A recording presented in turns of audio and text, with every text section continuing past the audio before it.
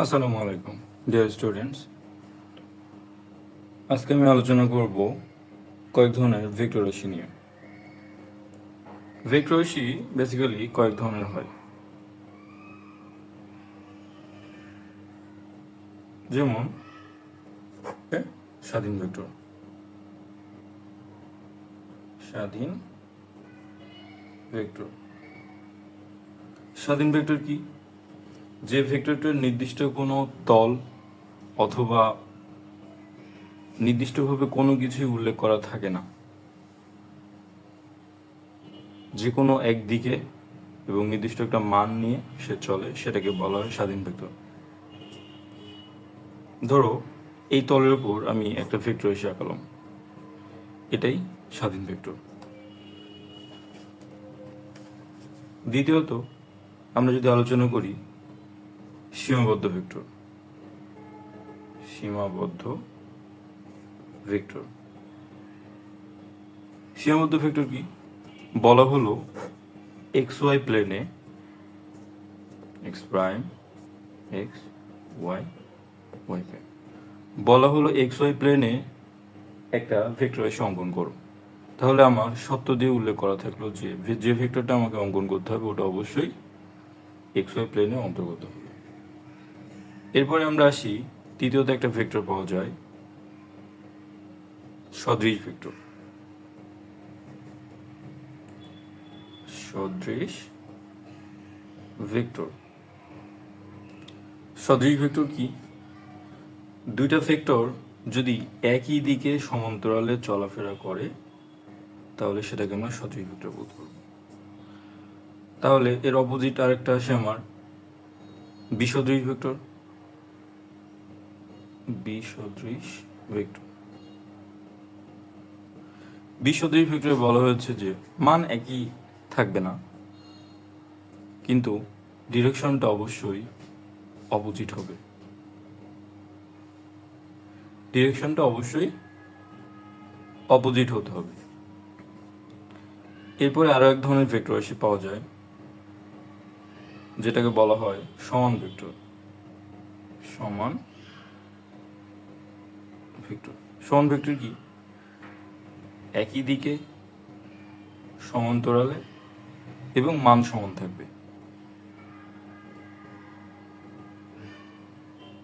তাহলে বিপরীত ভেক্টর কি হবে? বিপরীত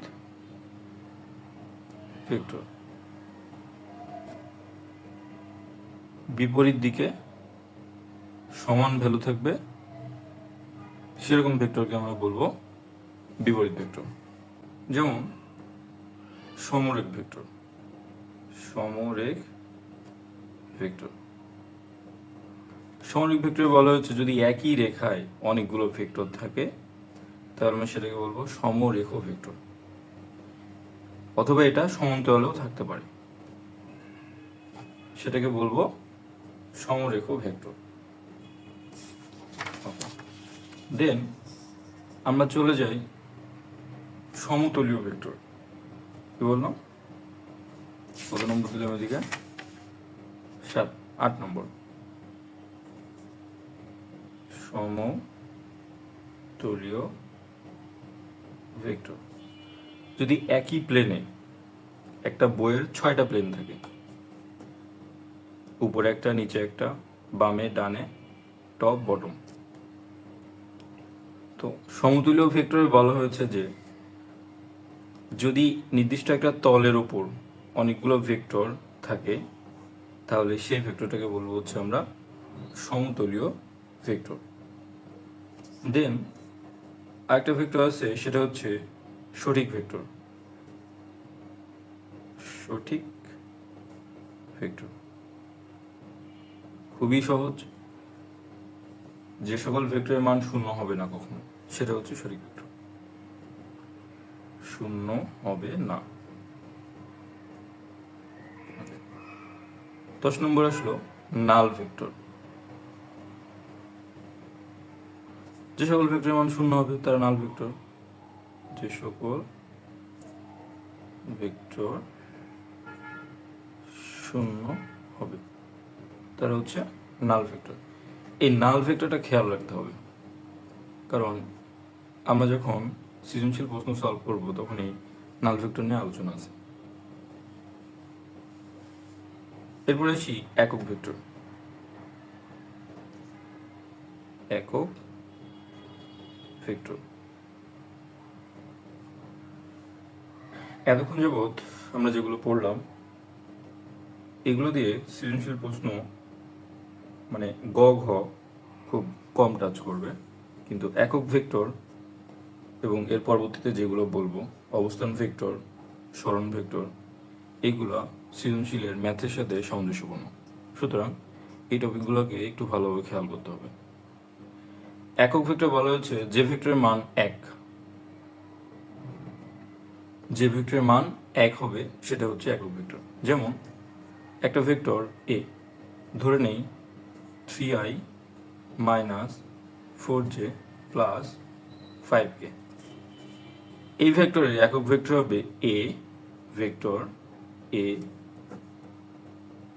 divided by magnitude or value of a vector। উপরে ভেক্টর রাশি থাকবে, নিচে তার মান দিয়ে ভাগ করতে হবে। তাহলে যদি আমি এটাকে সলভ করি তাহলে কি হবে, এ ভেক্টরের মান দাঁড়ায় 3 স্কয়ার - 4 স্কয়ার 5 স্কয়ার 9 16 25। সুতরাং একক ভেক্টর হচ্ছে 3i 4j 5k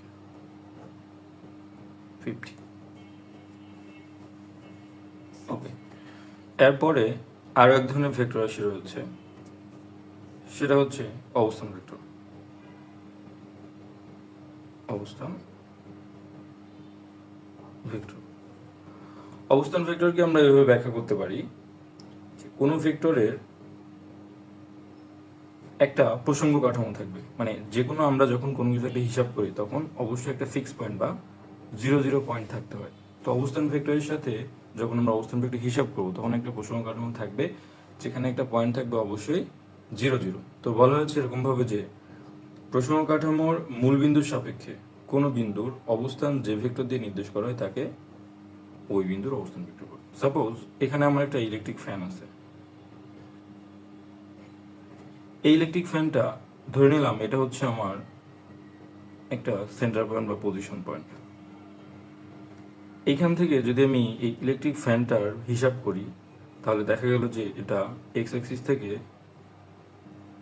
5 ইউনিট আছে, একইভাবে ওয়াই অ্যাক্সিস থেকে 12 ইউনিট সামনে, এবং জেড অ্যাক্সিস থেকে 21 ইউনিট সামনে। তাহলে এই ভেক্টরটাকে যদি আমি অবস্থান ভেক্টরের সাহায্যে প্রকাশ করি তাহলে এটাকে আমরা এভাবে লিখতে পারবো যে 5i